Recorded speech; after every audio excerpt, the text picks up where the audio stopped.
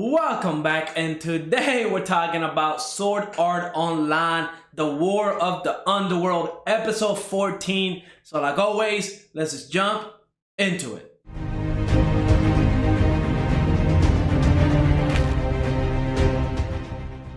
So this episode, we see everybody coming in to save Asuna and Kirito. I mean, I'm glad they did. They're friends. They created that bond, especially since the first, when they were playing the first Sword Art Online game, the Ironclad version, where if you died, you would die in real life. So they have that bond, and I'm glad they all came in to save their friends, because that's definitely awesome. Now, they converted their account, so I believe once you do that, you lose all your progress in all your other games that you play. So yeah, they're not gonna be going back to like Alfheim and stuff like that, or if they do, they're gonna have to like start from zero, which again, to save your friend, that's a small price to pay. At the end of the day, that's just like a game. This is like real life stuff right now, because Kirito can definitely die, or if he comes back with his mind not being restored, he will be a vegetable in the real world. So yeah, Kirito definitely needs some saving, and we find out there's a way to actually do it. That one Higa character, like the scientist or the computer engineer that's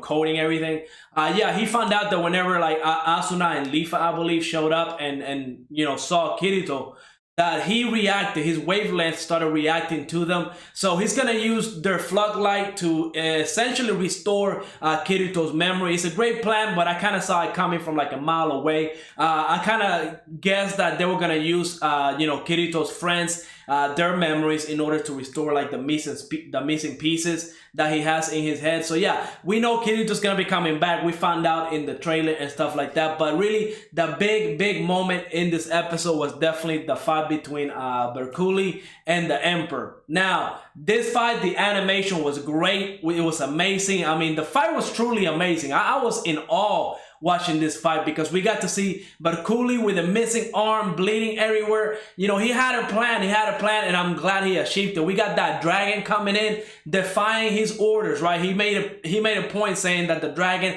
has never defied his orders, but it did not matter. The dragon obviously knew that Bercouli was about to die, so he came in to save his friend, not like his master or anything like that. Nah, they were friends. They had a good relationship. So the dragon came in at the last minute in order for Bercouli to deal the final like death blow. Now, honestly, I did not think that the Emperor was going to die, because we see that the way he did it, he cut the Emperor in the past. Like his blade, the special powers that Bercouli's blade has, it can actually hit people in the past. So that's exactly what he did. And it was awesome. I did not see that twist coming, that Bercouli was going to be the one taking the Emperor out. So that should tell you just how strong this guy is. And honestly, if Kirito and Bercouli would have fought back when they were climbing that tower, I don't think Kirito would have won. I think Bercouli would have slapped him all over the place. But he got the dub. I'm glad he did. It was a sad death. He died holding Alice, and Alice came back. She's saved, but she had to witness the closest person that she had die right there. I mean, he had a great death. He was kind of sitting with a hole in his chest. I mean, damn, it was brutal, his death. But I'm glad it happened, because it definitely gives us a little dread, right? Not everybody's going to make it. Some people will die, and Bercouli was the first one to go. Now we need to see if anybody else is going to die, but we're just gonna have to wait for that. Now we also see that her name is Fenatio, or whatever her name is. She has, Bercouli's kid. So, his lifeline, his bloodline is gonna pass on. And I can only imagine how strong that kid is gonna be, because Bercouli was OP, Fenatio is OP. I mean, that kid is gonna be strong. And honestly, hopefully we get to see him. We get like a time skip or something like that, because they are referring to this, the NPCs or the floodlights that are inside this game. They're considering them like another form of life. Right, they're not just AI, they're not anything like that. I mean, I think it was Higa who mentioned that Alice,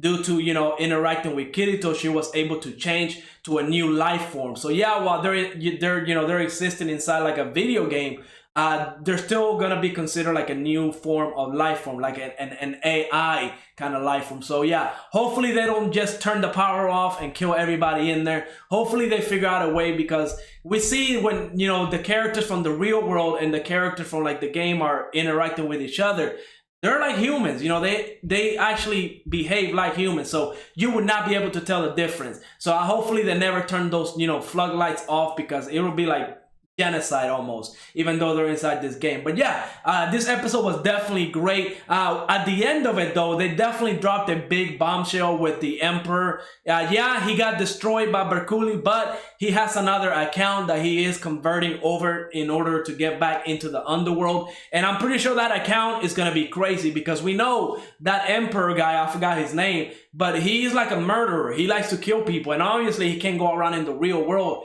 killing people. So I'm pretty sure whatever game he was playing, he got an OP character and he goes around killing people. I mean, I'm sure that character that's being converted over is going to give Kirito a run for his money. But I can't wait to find out how this fight is going to go down. This war is just getting started. It's about to go on a whole different level, and I can't wait to see it. But again, let me remind you about our Discord server. You can find the link down on the description. And of course, we are going to be streaming that Ghost of Tsushima later tonight at 10 p.m. Eastern. So definitely go on and hop on in. We can talk about anime or whatever. But yeah, great episode. Let me know what you thought of this episode in the comments down below, and like always, I will see you on the next episode.